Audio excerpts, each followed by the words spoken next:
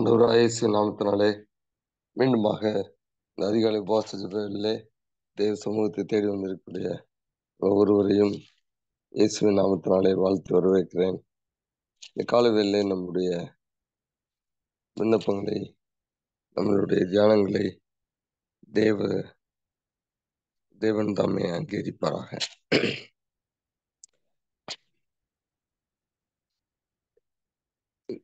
வெளிப்படுத்தல் எழுதின புஸ்தகத்திலே 21ஆம் அதிகாரத்திலே 7வது வசனத்தை சென்ற வாரம் தியானித்தோம். இந்த வாரத்திலும் அதே வசனத்தை ஒரு சில இன்னொரு கோணங்களிலே நாம் தியானிக்கும்படியாக ஆவியானவர் முந்தினபடியானாலே மீண்டுமாக அதே வார்த்தைகளை எடுத்து நாம் தியானிக்க போகிறோம். ஜெயம் கொள்கிறவன் எல்லாவற்றையும் சுதந்திரித்துக் கொள்வான்.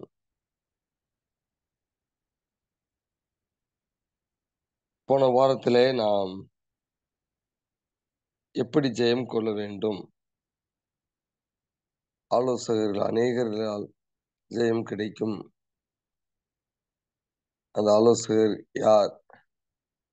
ஆலோசகர்கள் அப்படின்னு வரும் பொழுது பலவிதமான ஆலோசனைகள், பலவிதமான சோர்சஸ் நமக்கு வருவதற்கு வாய்ப்பு இருக்கிறது. அதிலே நமக்கு முக்கியமான ஒரு ஆலோசகராக ஆவியானவர் இருக்கிறார். ஆகவே அவரோடு நாம் நெருங்கிய உறவு வைத்திருக்க வேண்டும். அப்பொழுதுதான் நமக்கு மெய்யான ஆலோசனை கிடைக்கும், அது நமக்கு ஜெயத்தை கொடுக்கும் என்று சொல்லி அந்த கோணத்திலே நாம் ஒரு சில காரியங்களை பார்த்தோம். இந்த வாரத்திலே ஜெயம் கொள்ளுகிறவர்கள் எல்லாவற்றையும் சுதந்திரித்துக் கொள்வார்கள் அப்படிங்கும்போது 2வது பிரேஸை நான் சற்று தியானித்துக் கொண்டிருந்தேன். எல்லாவற்றையும் சுதந்திரித்துக் கொள்வான். ஆண்டவரால் தெரிந்து கொள்ளப்பட்ட பிள்ளைகள், இயேசுவை தெய்வமாய் ஏற்றுக்கொண்ட பிள்ளைகள், அவர்களுக்கென்று ஆண்டவர் வைத்திருக்கக்கூடிய ஒரு பெரிய ஆசீர்வாதம் என்னவென்றால், நாம் எல்லாவற்றையும் சுதந்திரித்துக் கொள்ள அழைக்கப்பட்டிருக்கிறோம். எவ்வளவு பெரிய ஒரு ஸ்டேட்மெண்ட் அல்லது ஒரு ஃப்ரேஸ் அப்படிங்கிறத நீங்க யோசித்து பார்க்க வேண்டும். எல்லாவற்றையும் சுதந்திரித்துக் கொள்ளக்கூடிய ஒரு வாழ்க்கை. எல்லாவற்றையும் சுதந்திரித்துக் கொள்வதென்றால் என்ன? ரொம்ப நம்ம யோசிக்கணுங்கிற அவசியம் இல்லை. ஆங்கிலத்திலே இன்ஹெரிட் ஆல் அப்படின்னு இருக்கு. அப்படின்னா எல்லாவற்றையும் தாங்க. அப்ப எந்த சூழ்நிலையிலும், எந்த சந்தர்ப்பங்களிலும், எவ்வளவு பெரிய ஒரு பிரச்சனைகள், ஒரு போராட்டங்களாக இருந்தாலும், ஆண்டவரால் தெரிந்து கொள்ளப்பட்டவர்கள், ஆண்டவரை ஏற்றுக்கொண்ட பிள்ளைகளுக்கு ஆண்டவர் கொடுக்கக்கூடிய ஒரு மிகப்பெரிய ஒரு உற்சாகமூட்டும் ஒரு வார்த்தை என்னவென்றால், நாம் எல்லா சூழ்நிலையிலும் எல்லாவற்றையும் சுதந்திரித்துக் கொள்ள முடியும். ஆனா நம்மளுடைய அனுதின வாழ்க்கையை நாம் பார்க்கும் பொழுது, நம்மளுடைய பழைய வாழ்க்கையை நாம் பார்க்கும் பொழுது, நிறைய நேரங்களிலே நிறைய காரியங்களை நம்மால் சுதந்திரித்துக் கொள்ள முடியவில்லை. பிரயாசப்படுகிறோம், தோற்று விடுகிறோம். இப்ப எப்படி இது என்னுடைய வாழ்க்கைக்கு இது பொருத்தமாகும்? எப்படி நான் எல்லாவற்றையும் சுதந்திரித்துக் கொள்ள முடியும்? அதான் முந்தின பிரேஸ் என்ன சொல்லுது? யார் எல்லாவற்றையும் சுதந்திரித்துக் கொள்ள முடியும்? ஜெயம் கொள்ளுகிறவர்கள் எல்லாவற்றையும் சுதந்திரித்துக் கொள்ள முடியும். அப்ப என்னுடைய வாழ்க்கை ஒரு ஓவர் கம்மிங் லைஃபா இருக்கணும். ஜெயம் கொள்ளக்கூடிய ஒரு வாழ்க்கையாக என்னுடைய வாழ்க்கை இருக்கக்கூடிய பட்சத்திலே தான் நான் எல்லாவற்றையும் சுதந்திரித்துக் கொள்ள முடியும். அப்ப என்னுடைய வாழ்க்கை இன்றைக்கு தோல்வியிலே இருக்கிறது என்றால், எந்த ஒரு காரியத்தை எடுத்தாலும் நான் தோற்று விடுகிறேன் என்றால், நான் ஒரு ஜெயம் கொள்ளக்கூடிய ஒரு வாழ்க்கையை நான் வாழாததினாலே தான் என்பது இந்த வசனத்தின் மூலமாக நமக்கு தெளிவுபடுகிறது.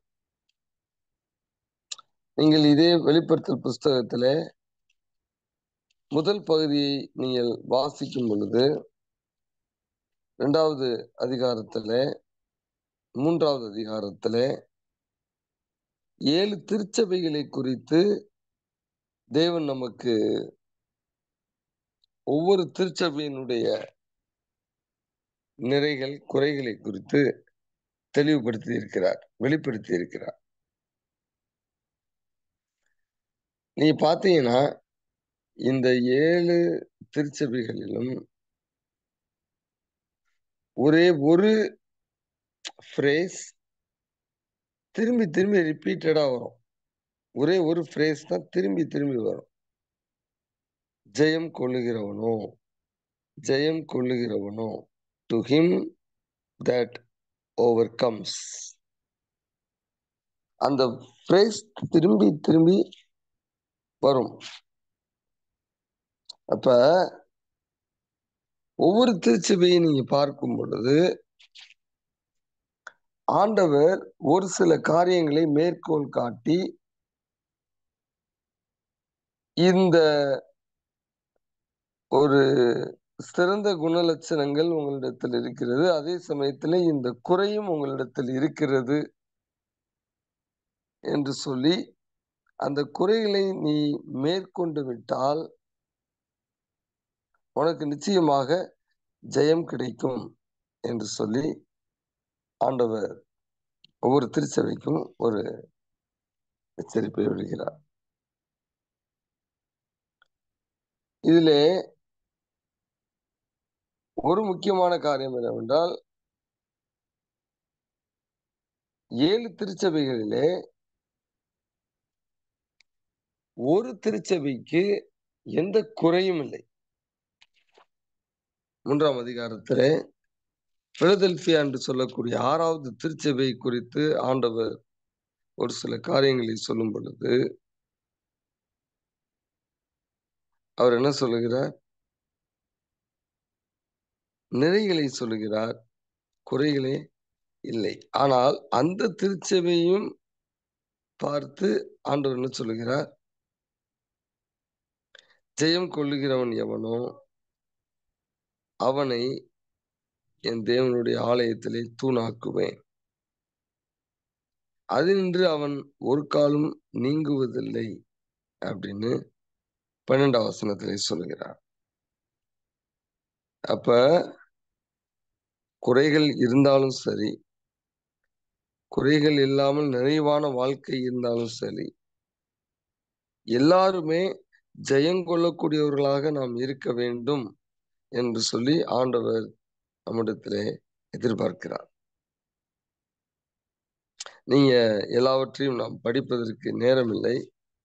நீங்க வீட்டுல உங்களுக்கு இந்த வாரத்திலே நேரம் கிடைக்கும் பொழுது அல்லது இந்த நாளிலே நேரம் கிடைக்கும் பொழுது ஒவ்வொரு திருச்சபையினுடைய குணலட்சணங்களை நீங்கள் பாருங்கள். ஒவ்வொரு திருச்சபையிலும் ஆண்டவர் என்ன குறைவை பார்க்கிறார். உதாரணத்திற்கு முதல் திருச்சபை நம்ம எல்லாருக்கும் நல்லா தெரிந்தபடி, ஆனாலும் 4ஆம் வசனத்திலே 2வது அதிகாரத்திலே வெளிப்படுத்தல் 2ஆம் அதிகாரத்திலே 4ஆம் வசனத்திலே, ஆனாலும் நீ ஆதியில் கொண்டிருந்த அன்பை விட்டாய் என்று உன் பெயரில் எனக்கு குறை உண்டு. ஆகையால் நீ இன்ன நிலைமையிலிருந்து விழுந்தாய் என்பதை நினைத்து மனம் திரும்பி ஆதியில் செய்த கிரியைகளை செய்வாயாக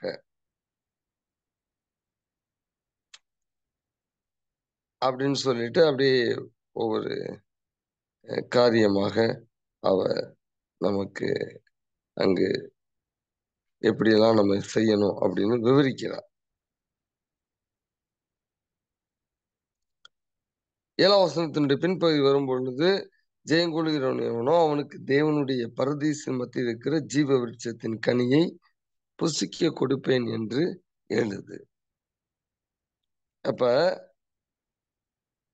ஜெயம் கொள்ளக்கூடியவர்கள் நீங்க ஒவ்வொரு திருச்சபையில நீங்க பார்த்தீங்கன்னா ஏறத்தாழ 5 திருச்சபைகள்ல நீ மனம் திரும்ப வேண்டும், நீ மனம் திரும்ப வேண்டும் அப்படின்னு சொல்லி ஆண்டவர் அழைப்பு கொடுக்கிறார்.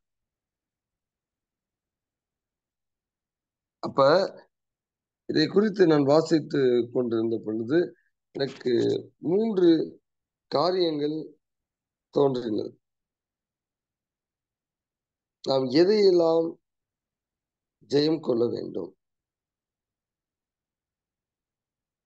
முதலாவது, நாம் பாவத்தை அல்லது பாவத்தினுடைய சோதனையை, the temptation of sin, அதை நாம் ஜெயம் கொள்ள வேண்டும். இந்த 7 திருச்சபைகளிலே ஆண்டவர் ஒவ்வொரு திருச்சபையில் இருக்கக்கூடிய பாவங்களைத்தான் வெவ்வேறு ரீதியாக உணர்த்தி காண்பிக்கிறார்.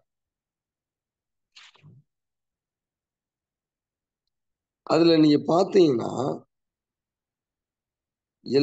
இப்ப முதல் திருச்சபையை குறித்து நாம் பார்க்கும் பொழுது, உன் பேரில் எனக்கு ஒரு குறை உண்டு அப்படின்னு எதை அவர் விவரித்து சொல்லுகிறார்? lack of zeal, lack of first love. ஆண்டவராய் இயேசுவை ஏற்றுக்கொண்ட பட்சத்திலே புதிய ஒரு விசுவாசியாக நான் இருந்த பொழுது ஆதியிலே எனக்கு இருந்த ஒரு வைராக்கியம், ஒரு வாஞ்சை, ஒரு அனல் காலப்போக்கிலே அப்படியே கொஞ்சம் கொஞ்சமா குறைந்து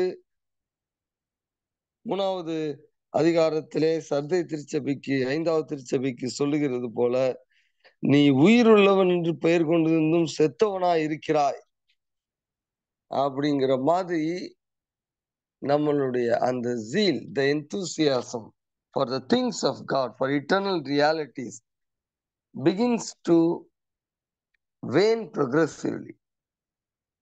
ஆண்டவருடைய காரியங்களுக்காய், நித்தியத்தினுடைய உண்மைகளுக்காய் எனக்கு இருக்கக்கூடிய அந்த வாஞ்சை, அந்த வைராக்கியம் கொஞ்சம் கொஞ்சமா குறைவுபட்டு விடுகிறது.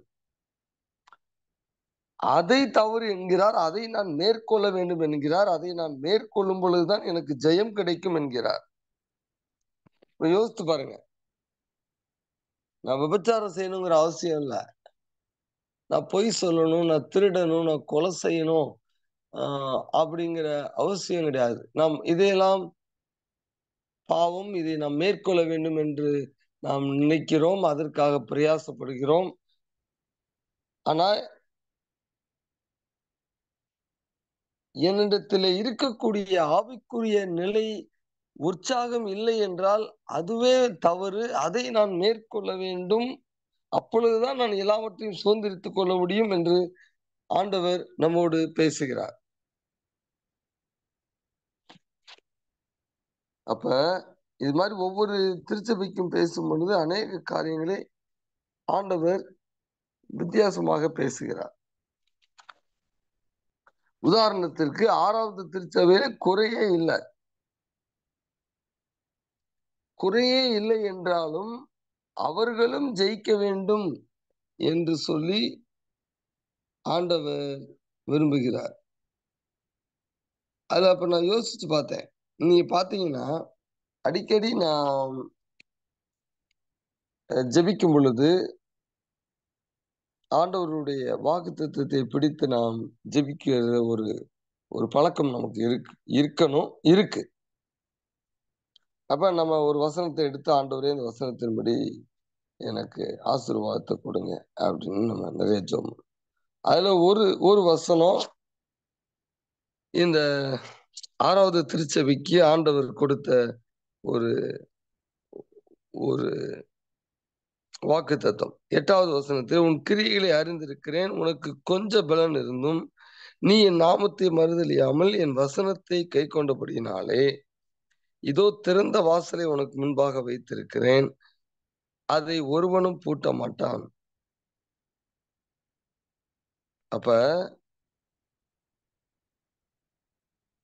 நீ மேல 7வது வசனத்துல பார்த்தீங்க என்றால், ஒருவரும் பூட்டாதபடிக்கு திறக்கிறவரும், ஒருவரும் திறக்காதபடிக்கு பூட்டுகிறவர் சொல்லுகிறதாவது, தாவீதின் திறவுகோலை உடையவரும், ஒருவரும் பூட்டாதபடிக்கு திறக்கிறவரும்.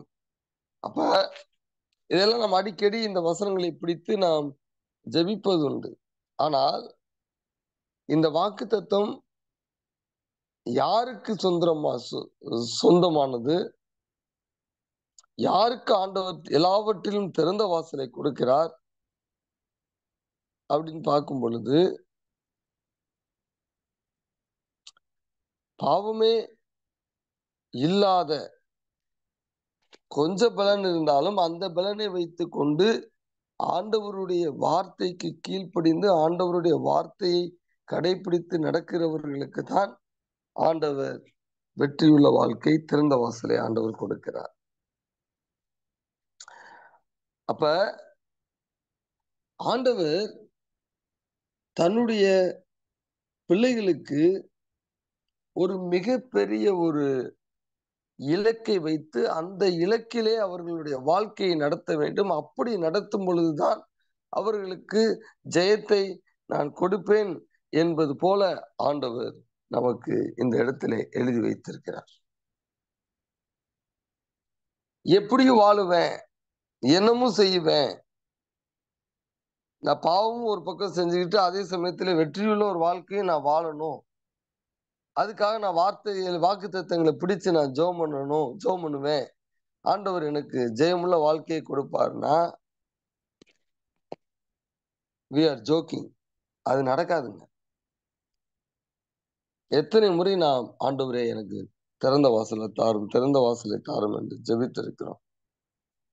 ஆனால் திறந்த வாசலை ஆண்டவர் கொடுப்பதற்கு அவர் சித்தமுள்ளவராய் இருந்தாலும், என்னுடைய வாழ்க்கையிலே நான் பாவத்தை மேற்கொண்டு பரிசுத்தமான ஒரு வாழ்க்கையை வாழும் பொழுது மாத்திரமே எனக்கு திறந்த வாசல், எனக்கு எல்லாவற்றையும் சுதந்திரித்துக் கொள்ளக்கூடிய ஒரு ஜெயமுள்ள வாழ்க்கை.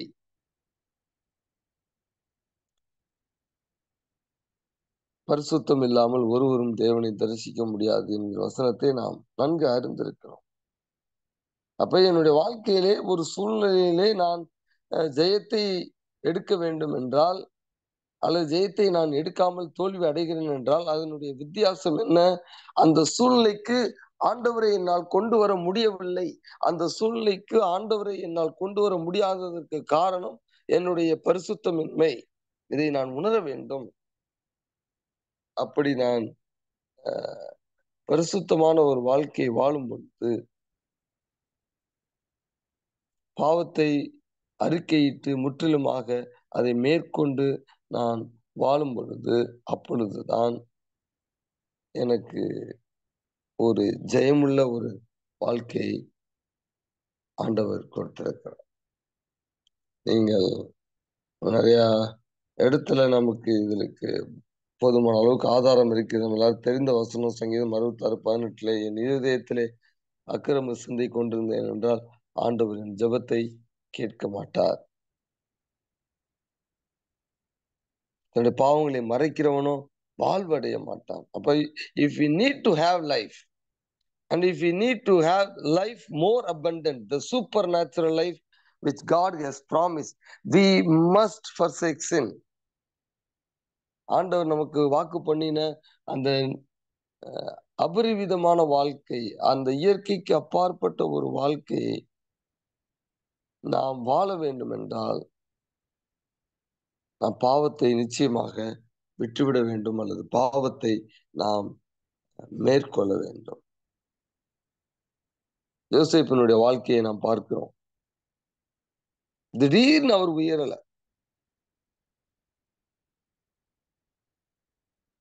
அவருடைய வாழ்க்கையிலே அவருக்கு எந்த ரூபத்திலே சவால் வந்தது, எதை அவர் ஜெயிக்க வேண்டிய இருந்தது என்று நாம் நன்கு அறிவோம். போத்திபாரனுடைய வீட்டில் இருந்த பொழுது அவருடைய மனைவி அவரை தவறான ஒரு உறவிற்கு அழைக்கும் பொழுது அவர் பாவத்தை மேற்கொள்ளக்கூடிய ஒரு வாழ்க்கையை வாழ்ந்தபடியினாலே தான் ஆண்டவர் அவரை பார்வோனுடைய சிம்மாசனத்துக்கு அடுத்த நிலையிலே அவரை உயர்த்தினார். Him who overcometh. Overcome what? Overcome sin. இது ஒவ்வொருத்தருக்கும் ஒவ்வொரு விதமா வரும். யோசேப்பை பொறுத்தவரையிலே அவருடைய டெஸ்ட் பெண்ணை குறித்த விஷயத்திலே இருந்தது. இயேசு கிறிஸ்துவிற்கு எதிலே அவருக்கு டெம்டேஷன் வந்துச்சு? ஃபர்ஸ்ட் டெம்டேஷன் என்ன? அவருக்கு சாப்பாட்டுல டெம்டேஷன். அதான் ஃபர்ஸ்ட் டெம்டேஷன். இன்ஃபேக்ட் முழு மனுக்குலத்திற்கே ஃபர்ஸ்ட் சின் அல்லது ஃபர்ஸ்ட் டெம்டேஷன் எதுல வந்துச்சு? சாப்பாட்டுல தான். சாப்பிட வேண்டாம்னு சொன்ன நன்மை தீமை அறியக்கூடிய அந்த அந்த காரியத்திலே ஏவாள் தோற்றதுனாலதான் பாவமே வந்தது. அப்ப we need to overcome appetite. சாப்பாடா இருக்கலாம், செக்ஸுவல் ரிலேஷன்ஷிப்பா இருக்கலாம், ஒரு பசி,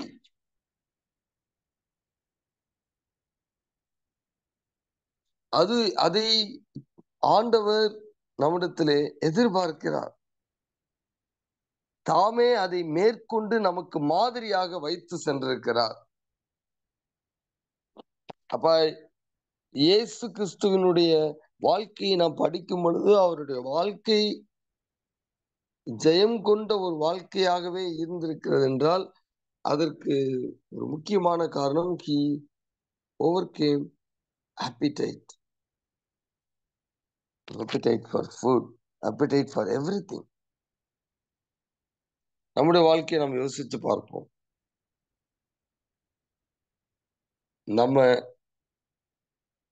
நமக்கு ஆண்டவர் வைத்திருக்கக்கூடிய appetite டெஸ்ட்ல நம்ம ஜெயிக்கிறோமா? அடுத்து எதை ஓவர் கம் பண்ணணும்? யோசேப்பினுடைய வாழ்க்கைக்கு திரும்பி செல்வோம். எல்லாம் முடிஞ்சிருச்சு, ஜெயம் கொள்ளக்கூடிய ஒரு வாழ்க்கையை அவர் சுதந்திரிப்பதற்கு அவருக்கு எல்லா விதமான கிருபைகளையும் ஆண்டவர் கொடுத்து அந்த இடத்திலே அவர் உயர்த்திட்டார். இப்ப அவருக்கு ஒரு பெரிய டெஸ்ட் வருது. என்ன டெஸ்ட் வருது? Relationship, toxic relationship. தன்னை விட்ட சகோதரர்கள் எல்லாரும் வர்றாங்க. அவங்களுக்கு தெரியல, ஆனா இவருக்கு தெரியும். இப்ப அவருக்கு அநேக விதமான உணர்ச்சிகள், எண்ணங்கள் அவருடைய மனதிலே கண்டிப்பாக வந்திருக்கும், வராம இருக்காது. தன்னை விற்றவர்கள், தனக்கு துரோகம் பண்ணினவர்கள் முன்னாடி நிக்கிறாங்க. அவர் என்ன வேணாலும் செய்யலாம். Time to take revenge, time to get even, time to get bitter and hatred. இது எல்லா இமோஷனும் ஒரு மனதிற்குள்ள வராம இருந்திருக்காரு. ஆனா அவர் இந்த எல்லா உணர்வுகளையும் அவர் மேற்கொண்டார். தன்னுடைய அண்ணன்மார்களை, தம்பியை அவர் ஏற்றுக்கொண்டார். தனக்கு வந்த எல்லா விதமான அந்த உணர்ச்சிகளை அவர் மேற்கொண்டபடினாலே தான், அவர் மேற்கொள்வார் என்பதை ஆண்டவர் அறிந்தபடினாலே தான், நம்ம எல்லாரும் தெரிந்த ஒரு வசனம் தான்,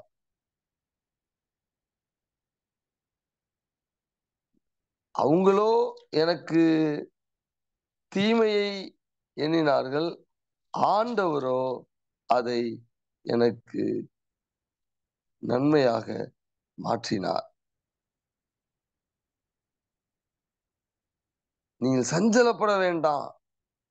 இது உங்களுக்கு விசனமாயிருக்க வேண்டாம். ஜீவ இரட்சனை செய்யும்படிக்கு தேவன் என்னை உங்களுக்கு முன்னே அனுப்பினார் என்று சொல்லி கலங்கி நின்ற தன்னுடைய சகோதரர்களுக்கு அவர் உற்சாகப்படுத்துகிறார். எந்த அளவிற்கு அவர் இதையெல்லாம் ஜெயித்தார் என்பதை நாம் யோசித்து பார்க்க முடியல. சும்மா யோசேப்பு மேல போய் உட்கார்ந்துடல. தேவன் என்னை அனுப்பினார், உங்களை உயிரோடு காப்பதற்கு தேவன் என்னை அனுப்பினார் என்று சொல்லி 2 முறை ஆதியாகமம் 45ஆம் அதிகாரத்தில் 5ஆம் வசனத்திலே, 7ஆம் வசனத்திலே, திரும்பி 8ஆம் வசனத்திலே 3வது தடவையாக தேவன் என்னை, 9ஆம் வசனத்திலே தேவன் என்னை, தேவன் என்னை, தேவன் என்னை. அப்ப நமக்கு விரோதமாக நம்மளுடைய வீட்டார் எழும்பும் பொழுது அடிக்கடி நம்ம அதை நினைத்து கொள்ள வேண்டும். ஆண்டவர் இந்த பூமியில வாழ்ந்த நாட்கள்ல அவர் சொன்ன ஒரு வார்த்தை, உங்கள் வீட்டாரே உங்களுக்கு சத்துரு என்று சொல்லி இருக்கிறார். அப்ப நம்ம வீட்டுல இருக்கிறவங்க தான் நிறைய பேர், நம்மளுடைய ரொம்ப நெருங்கின உறவில் இருக்கக்கூடிய நிறைய பேர் நமக்கு விரோதமாக எழும்பத்தான் செய்வார்கள். அதற்காக நாமும் அவர்களுக்கு விரோதமாக எழும்புவது சரியல்ல.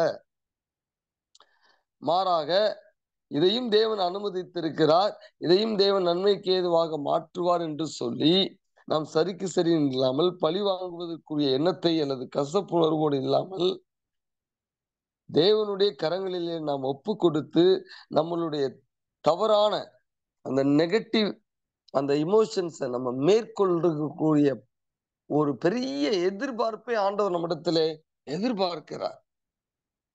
கடினம்தான், ஆனா என்ன பண்ற, ஆண்டவர் அதைத்தான் நம்மிடத்துல எதிர்பார்க்கிறார். உனக்கு கொஞ்சம் பலன் இருந்தும் நீ என்னை மறுதலிக்காமல் என்னுடைய வார்த்தையை கை கொண்டபடினாலே. அப்ப புதிய ஏற்பாட்டிலே வாழக்கூடிய நமக்கு நிறைய ரோமர் 12ஆம் அதிகாரத்திலே கடைசி 2 வசனத்திலே நாம் வாசிக்கிறோம்.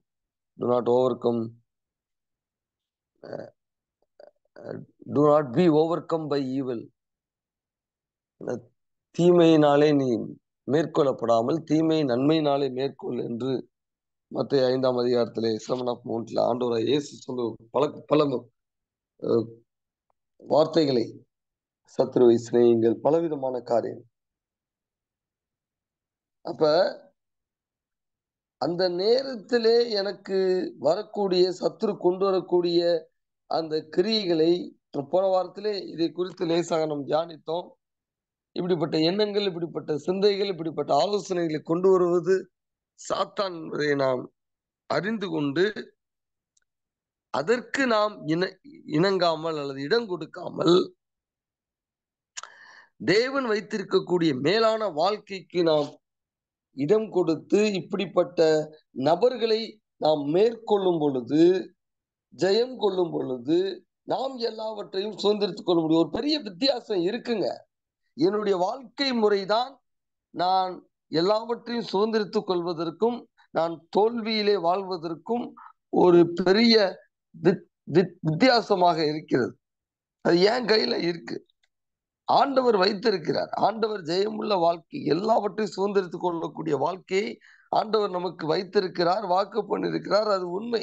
ஆனா என்னுடைய வாழ்க்கை தான் அதை நிர்ணயிக்கிறது, என்னுடைய வாழ்க்கை முறைதான் அதை நிர்ணயிக்கிறது.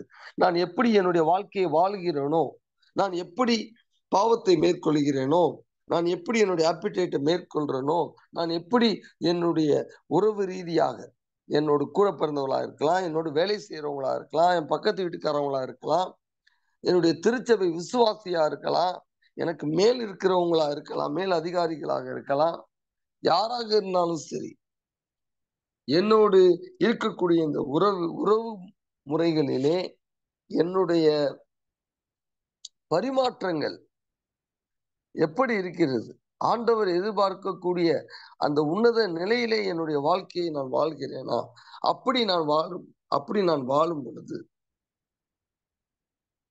கண்டிப்பாக நான் எல்லாவற்றையும் சுதந்திரித்துக் கொள்ள முடியும். இதற்குதான் ஆவியானவருடைய துணை நமக்கு தேவைப்படுகிறது. சரி நிக்கணும் அப்படின்னு நம்ம நினைக்கும் பொழுது ஆவியானவர் உடனே நம்மோடு பேசக்கூடிய சத்தத்தை நம்ம பிக் பண்ணணும். அவருடைய ஆலோசனை வராம இருக்காது. இப்படி செய்யக்கூடாது, நீ ஆண்டவருடைய பிள்ளை, நீ இப்படிப்பட்ட தீர்மானத்தை எடுக்க வேண்டாம். அதே நேரத்துல நமக்கு மாமிச ரீதியாக ஒரு ரஷ் இருக்கும். இப்படி செய்யணும், இதை செய்யணும், அதை செய்யணும். இப்ப நேற்றைய தினத்திலே எனக்கு அப்படிப்பட்ட ஒரு ரஷ் வந்துச்சு. நேத்துல முந்தாநாள். அப்ப நான் யோசிச்சேன். எனக்கு உடனே ஒரு ஒரு ஆலோசனை ஆவியானவர் கொடுத்தார். எனக்கு தெரியுது தவறுன்னு. இருந்தாலும் அதை செய்யணும் அப்படின்னு தோணுது. அப்ப டக்குன்னு என்னோட மகளிடத்துல நான் பேசினேன். அப்ப என் மகள் சொன்னா, "எனக்கு தெரியும்பா நீங்க இப்படி செய்ய மாட்டீங்கன்னு. நீங்க அப்படிப்பட்ட ஆள் இல்ல" அப்படின்னு. ஆனா மகள் நம்மள நம்புற அளவுக்கு நம்மள நம்பலையே. சரி, நம்ம சரியான தீர்மானத்தை எடுக்கவில்லை. உடனடியாக நான் மாற்றிக்கொண்டேன். இல்ல இந்த மாதிரி நம்ம செய்யக்கூடாது. இந்த மாதிரி செய்யறது தவறு. என்னன்னு நான் சொல்லல அவள்ட்ட. ஆலோசனையை ஆண்டவர் யார் மூலமாகவாவது நமக்கு கொடுப்பார். ஒருவேளை நேரடியான ஆலோசனைக்கு நம்மளுடைய கண்கள் மறைக்கப்படும் என்றால்,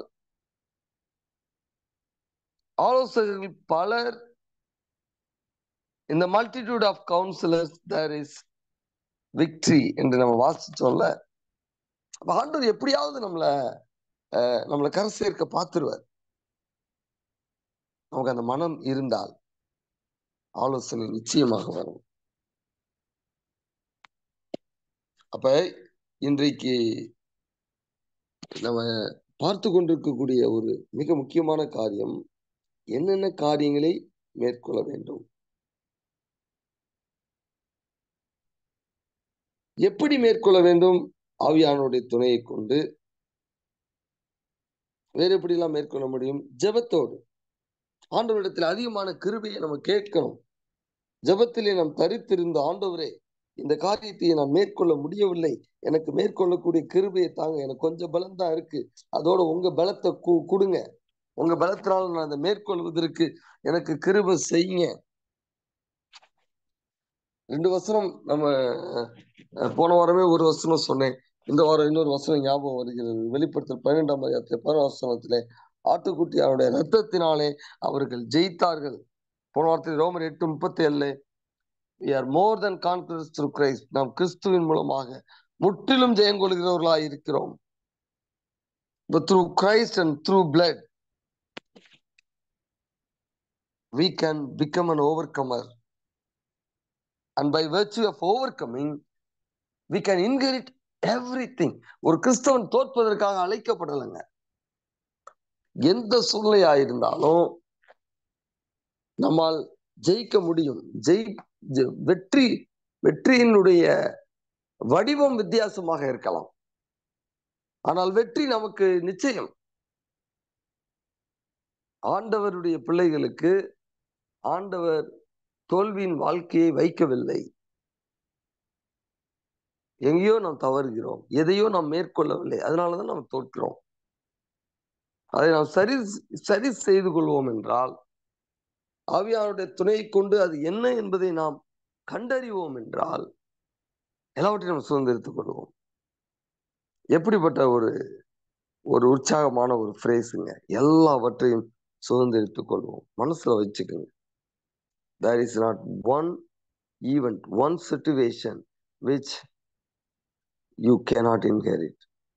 இல்லைங்க, எல்லாவற்றையும் சுதந்திரித்துக் கொள்ள முடியும். அதற்கு நாம் ஜெயம் எடுக்க வேண்டும்.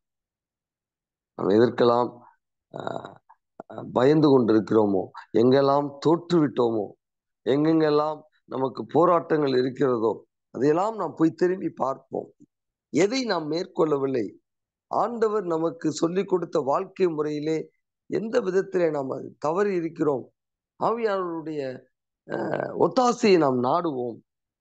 அவருடைய ஆலோசனையை பெற்றுக்கொண்டு நாம் ஜெயிக்கிறவர்களாக, எல்லாவற்றையும் சுதந்திரிக்கிறவர்களாக நாம் மாறுவதற்கு தேவன் கிருபை செய்வாராக. கண்களை மூடி ஆண்டவருடைய சமூகத்தை நம்ம ஒப்பு கொடுப்போம்.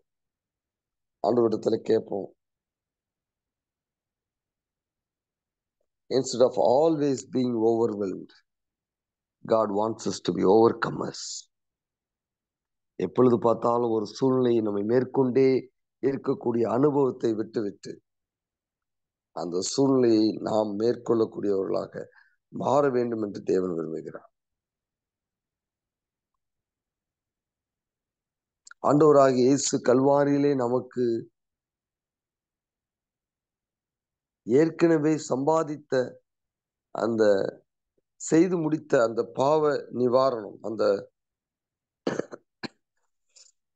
merits of Christ, the atonement of Christ, அது நிமித்தமாக நாம் ஜெயம் கொள்ளுகிறவர்களாக இருக்கிறோம். வெற்றிக்காக நாம் கடினமான வேலை செய்ய வேண்டிய அவசியம் இல்லை. We already have the victory through faith. 1 யோவான் 4ஆம் அதிகாரத்தில் நாம் வாசிக்கிறோம், நம்முடைய விசுவாசமே உலகத்தை ஜெயிக்கிற ஜெயம் என்று சொல்.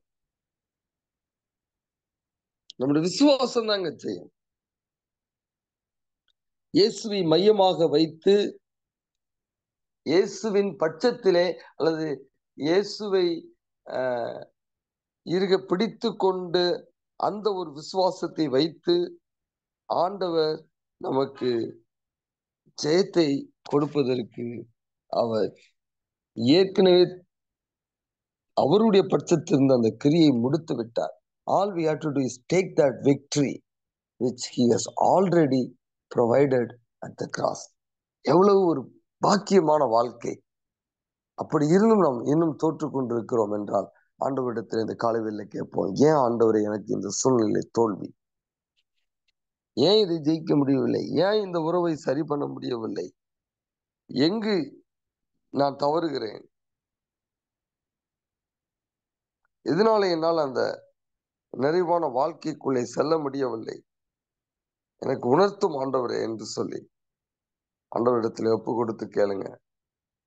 ஆண்டவர் உணர்த்தக்கூடிய காரியத்தை நீங்க மேற்கொள்ளுங்க. எல்லாவற்றையும் உங்களால் சுதந்திரித்துக் கொள்ள முடியும். தகப்பனே, இந்த காலை வேளையில யார் யாரெல்லாம் தன்னுடைய வாழ்க்கையை ஒப்பு கொடுத்து ஜெயம் கொள்ள வேண்டும், ஜெயமுள்ள ஒரு வாழ்க்கையை வாழ வேண்டும், அதற்காக தேவன் என்னோடு இடர்பட வேண்டும் என்று சொல்லி யார் யாரெல்லாம் ஒப்பு கொடுத்திருக்கிறார்களோ, ஆண்டவரே, என்ன காரியங்கள் தடையாய் இருக்கிறது, என்ன காரியத்து நிமித்தமாக, எதை மேற்கொள்ளாத நிமித்தமாக ஜெயம் எடுக்க முடியவில்லை என்பதை உம்முடைய பிள்ளைகளுக்கு ஆவியானவரே நீ உணர்த்த வேண்டும் என்று நான் ஜெபிக்கிறேன். பாவத்தை மேற்கொள்ளக்கூடிய ஒரு அதிகாரம் உள்ள வாழ்க்கை எங்களுக்கு நீர் கொடுப்பீரா? ஆண்டவருடைய பலத்தை இந்த காலை வேளையிலே நாங்கள் பெற்றுக்கொண்டு உறவு ரீதியாக யார் எவ்வளவு மோசமாக எங்களை ட்ரீட் பண்ணாலும் அவர்களையும் நாங்கள் அப்பா வெறுக்காதபடிக்கு, மன்னிக்க முடியாமல் நாங்கள் கஷ்டப்படாதபடிக்கு, அதையும் நாங்கள் மேற்கொள்ளக்கூடிய அந்த ஒரு கிருபையை நாங்கள் உம்மிடத்திலே கேட்கிறோம். எங்களால் முடியாது, எங்களுடைய பலத்தினால் முடியாது, ஆனால் உங்களுடைய உன்னத பலனை எங்களுக்கு தருவீராக. அப்படி நீ தரும் பொழுது எங்களால் அந்த ஜெயமுள்ள ஒரு வாழ்க்கையை வாழ முடியும். உம்மிடத்தில் நாங்கள் அதற்காக மன்றாடுகிறோம், கிருபையை தருவீராக. காலை வேளையிலே குறிப்பிட்ட ஒரு சில காரியங்களுக்காக என்னோடு இணைந்து ஜெபிக்கக்கூடிய பிள்ளைகள் ஒவ்வொருவருக்காக நான் ஜெபிக்கிறேன். ஆண்டவரே, என்ன தேவைகளாக இருந்தாலும் அந்த தேவைகளை தேவனை நீ சந்திக்க வேண்டும் என்று ஜெபிக்கிறேன். பொருளாதார ரீதியாக கஷ்டப்படக்கூடிய பிள்ளைகள் நோக்கி ஜெபிப்பார்கள் என்றால் ஆண்டவரே, அவர்களுக்கு நீ அந்த பொருளாதார ரீதியில இருக்கக்கூடிய எல்லா விதமான சூழ்நிலைகளையும் மாற்றி give them life of abundance, oh God. சரீர ரீதியான போராட்டங்களோடு இருக்கக்கூடிய பிள்ளைகளும் நோக்கி இந்த காலவேளை ஜெபிப்பார்கள் என்றால் தேவனுடைய சுகமளிக்கும் வல்லமையுடைய பலவீனமான பகுதிகளிலே பாய்வதாக என்று ஜெபிக்கிறேன். யாருக்காக யார் ஜெபித்தாலும் அந்தந்த இடங்களில் இருக்கக்கூடிய அந்த பலவீனமான பிள்ளைகள் மேலும் உடைய வல்லமை இறங்குவதாக என்று ஜெபிக்கிறோம். ஒரு அற்புத சுகத்தை கட்டளையிடுவீராக என்று ஜெபிக்கிறோம். பிள்ளைகளுக்காக, வாலிப பிள்ளைகளுக்காக, குறிப்பாக ஜெபிக்கக்கூடிய பெற்றோர்களுக்காக ஜெபிக்கிறோம். ஆதி அன்பை விட்டுவிட்ட பிள்ளைகளுக்காக போராடக்கூடிய பெற்றோர்கள் ஆண்டவரே, இந்த காலை வேளையிலும் நோக்கி வைத்த விண்ணப்பங்களுக்கு ஆண்டவர் பதில் கொடுப்பீராக. அந்த பிள்ளைகளை பின்மாற்றத்திலிருந்து ஆவிக்குரிய அனலை மூட்டி மீண்டுமாக உம்முடைய அடுத்த காரியங்களிலே வைராக்கியம் பாராட்டக்கூடிய பிள்ளைகளாக அவர்கள் மாறுவதற்கு தேவன் பலத்த காரியத்தை செய்வீராக. உறவு ரீதியாக பிரச்சனைகளோடு என்றைக்கு இந்த நிலை மாறும் என்று சொல்லி கணவனுக்காகவோ மனைவிக்காகவோ அப்பா அம்மாவுக்காகவோ அல்லது குடும்பத்திலே யாரோ ஒருவருடைய ரட்சிப்புக்காகவோ பரிசுத்தத்திற்காகவோ ஜெபிக்கக்கூடிய பிள்ளைகளுக்காக நான் ஜெபிக்கிறேன். இந்த காலை வேளையில் அப்படிப்பட்ட பிள்ளைகளுக்கு ஆண்டவர் யாருக்காக ஜெபிக்கிறார்களோ அவர்களை சந்தித்து அவர்களை ஆண்டவரே பாவத்திலிருந்து விடுதலையாக்கி பரிசுத்தமான வாழ்க்கைக்கு நேராக அவர்களை நீர் வழிநடத்த வேண்டும் என்று இடத்தில் நாங்கள் ஜெபிக்கிறோம். ஆவியானவர் அவர்களோடு இடர்படுவீராக, உணர்த்துவீராக. பாவத்தை குறித்து கண்டித்து உணர்த்துகிற ஆவியானவர் ஒவ்வொருவருக்கும் தங்களுடைய நிலையை உணர்ந்து அதிலிருந்து வெளிவருவதற்கு ஒவ்வொருவருக்கும் நீங்க கிருபை செய்யுங்க. உங்களுக்கு நாங்கள் நன்றி செலுத்துகிறோம். உங்களுடைய ஜெபத்தை எல்லாம் நீர் கேட்டு எங்களுக்கு நான் நினைத்ததற்கு எண்ணினதற்கு மேலாய் பதில் கொடுத்து எங்களை ஆசீர்வதித்த உம்முடைய தேவருக்காக நன்றி செலுத்துகிறோம். எஞ்சியுள்ள இந்த வாரத்தினுடைய அனைத்து நாட்களும் உடைய கிருபை எங்களோடு இருக்கட்டும். மீண்டுமாக அடுத்த வாரம் நான் ஒருவரோடு ஒருவர் இதே நேரத்திலே உடைய வார்த்தையின் மூலமாக இடர்படுகிற வரை தேவ கிருபை சமாதானம் எங்கள் ஒருவரையும் தாங்கி நடத்துவதாக இயேசுவின் நாமத்தில் கேட்கிறோம் பிதாவே. ஆமென். கடந்து போகணுங்கிறவங்க கடந்து போங்க. விண்ணப்பங்களை வைக்க வேண்டும் என்கிறவர்கள் ஒரு விண்ணப்பங்களை வைக்கும்படி கேட்டுக்கொள்கிறேன்.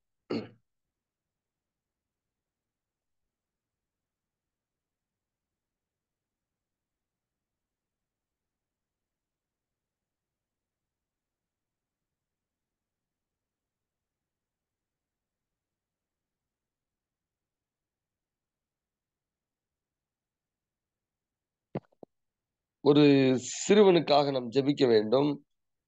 அந்த சிறுவனுடைய பெயர் நிஷாந்த். அப்பா அம்மா இல்லாத பாட்டி இடத்துல 70 வயது நிரம்பின பாட்டி தான் அந்த தம்பி வளர்க்குறாங்க. 2வது படிக்கிறாரு. ஆதரவற்ற நிலையில் இருக்கிறாங்க. ஆண்டவர் அந்த சிறு தம்பிக்கு ஆதரவு கொடுக்க வேண்டும். அந்த தம்பிக்காக நாம் பாரத்தோடு செபிப்போம்.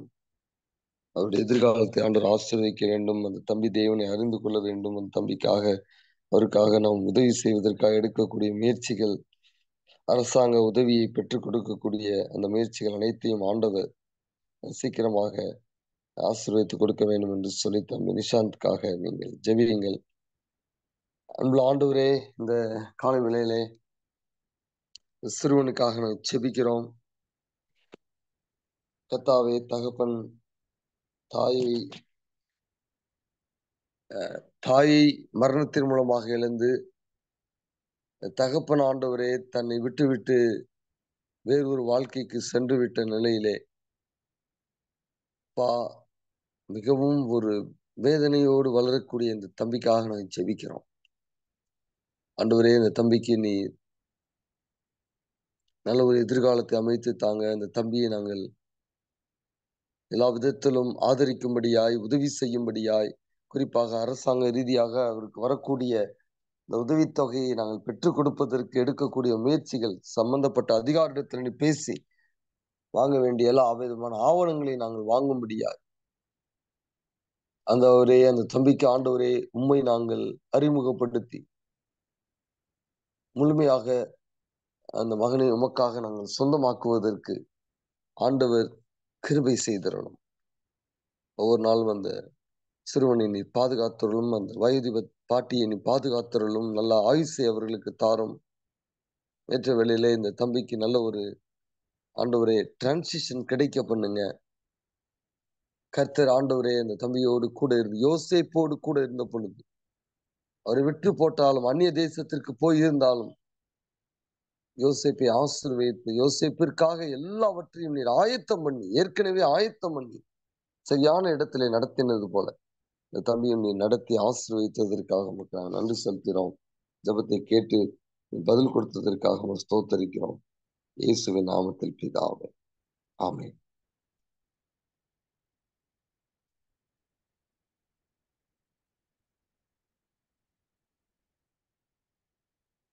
தம்பி ஜானுக்காக, அவருடைய படிப்பிற்காக, அவருடைய எதிர்காலத்தினுடைய ஊழிய திட்டங்களுக்காக ஜெபிங்கள் என்று கேட்டுக்கொண்டிருக்கிறாங்க. அன்புள்ள ஆண்டவரே, அருமையான வாலிபர் சகோதரர் ஜான் அவர்களுக்காக ஜெபிக்கிறோம்.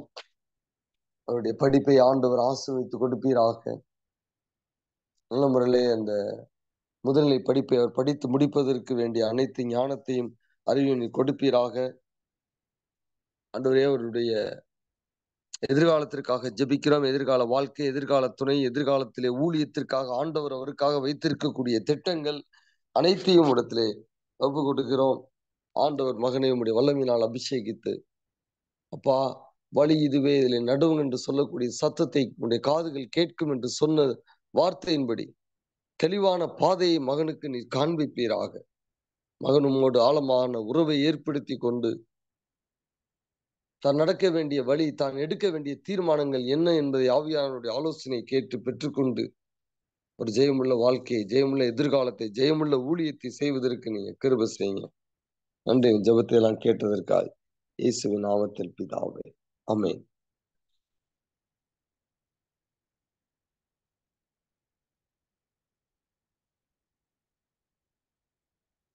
தகப்பனே, இந்த காலை வேளையிலே என்னோடு இணைந்து ஜெபிக்கக்கூடிய எல்லாருக்காக நான் ஜெபிக்கிறேன். என்னுடைய குடும்பங்களுக்காக ஜெபிக்கிறேன். ஆண்டவர் இந்த பிள்ளைகளை ஆசீர்வதிப்பீராக. பிறருக்காக ஜெபிக்க வேண்டும் என்று நேரத்தை ஒதுக்கி ஆண்டவரை பிள்ளைகள் நம்மோடு இந்த நேரத்தை செலவிடும் பொழுது அதற்குரிய ஆசீர்வாதத்தை பிள்ளைகளுக்கு கொடுக்க வேண்டும் என்று நாங்கள் ஜெபிக்கிறோம். குறிப்பாக ஆண்டவரே, தேவனை அறியாத எண்ணற்ற கிராமங்கள் இருக்கிறதப்பா. கிட்டத்தட்ட 5 லட்சம் கிராமங்களிலே இந்திய தேசத்தில் மாத்திரம் திருச்சபைகள் இல்லாமல் இருக்கிறது. கிறிஸ்டியன் பிரசன்ஸ் இல்லாம எத்தனையோ லட்சக்கணக்கான கிராமங்கள் எங்கள் தேசத்துல இருக்கிறதப்பா. அந்தந்த இடங்களுக்கு ஆண்டவரை சுவிசேஷத்தை அறிவிப்பதற்கு, இயேசுவை இன்ட்ரோடியூஸ் பண்ணுவதற்கு ஊழியக்காரர்களை நீர் எழுப்புவீராக, ஊழியக்காரர்களை நீர் அனுப்புவீராக. ஆண்டவரை, குறிப்பாக அநேகரை நீர் இதற்காக கிறிஸ்தவ சமுதாயத்தை நீர் பாரப்படுத்துவீராக. ஒரு உயிர் மீட்சியை கிறிஸ்தவ சமுதாயத்திற்கு நீர் கொண்டு வருவீராக. ஆண்டவரே, ஒவ்வொரு வாரமும் நாங்கள் ஆலயத்திலே போய் உட்கார்ந்து எங்களுடைய ஆசீர்வாதத்தையே நாங்கள் நோக்கி இராதபடிக்கு அநேகர் ஆண்டவரே அப்பா இந்த மேலான ஒரு தெய்வத்தை ஏற்றுக்கொள்ள வேண்டும் ஆண்டவரே, அந்த நித்திய வாழ்க்கையை பெற வேண்டும் என்கிற பாரம் ஒவ்வொரு திருச்சபையின் விசுவாசிகளுக்கும் ஆண்டவரே நீர் ஆழ பதித்து அதன் நிமித்தமாக எல்லாரும் தங்களை உம்முடைய ஆண்டவரே இந்த மகத்துவமான ஊழிய பணிக்கு அர்ப்பணிக்க கிருபை செய்யும். ஏதோ வாரத்திலே ஒரு நாள், மாதத்திலே ஒரு நாள் ஆண்டவரே உமக்காக ஓடி உழைப்பதற்குரிய அந்த பாரத்தை ஆண்டவரே கிறிஸ்தவ சமுதாயத்திற்கு நீர் கொடுப்பீராக. குறிப்பாக என்னோடு இணைந்து ஜெபிக்கக்கூடிய அனைத்து பேருக்கும் ஆண்டவரே நீர் அப்படிப்பட்ட பாரத்தை கொடுப்பீராக.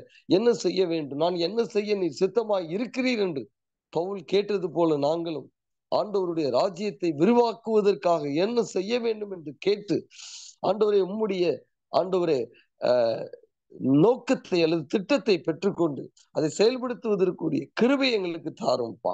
ஒரு பெரிய எழுப்புதலை எங்கள் தேசத்திலே கொண்டு வந்து உம்முடைய ராஜ்யத்தை விரிவுபடுத்துவதற்கு எங்களை நீ பயன்படுத்தும் என்று ஒப்பு கொடுத்து ஜெபிக்கிறோம். ஆண்டவரே, ஜெபிக்கக்கூடிய அனைத்து பிள்ளைகளுடைய குடும்பங்களை உடைய கரத்திலே கொடுக்கிறேன். அவருடைய தனிப்பட்ட தேவைகளை உடைய கரத்திலே கொடுக்கிறேன். பிள்ளைகளை ஆசீர்வதிங்கப்பா. கண்ணீரை துடைங்க, தேவைகளை சந்தியுங்க, வியாதிகளை குணப்படுத்துங்க, நல்ல ஒரு எதிர்காலத்தை அமைத்து தாங்க, பயங்களை நீக்குங்க, சந்தேகங்கள் நீக்குங்க. தேவ சமாதானம், தேவ கிருபை, தேவ ஆசீர்வாதம், தேவனுடைய ஐஸ்வர்யம் பிள்ளைகளை குடும்பங்களை தாங்கி நடத்துவதாக இயேசுவின் நாமத்தில் கேட்கிறோம் பிதாவே, ஆமென். தேவன் ஆசீர்வதிப்பாராக. சமாதானத்தோடு நாம் கடந்து செல்வோம். ஆமென்.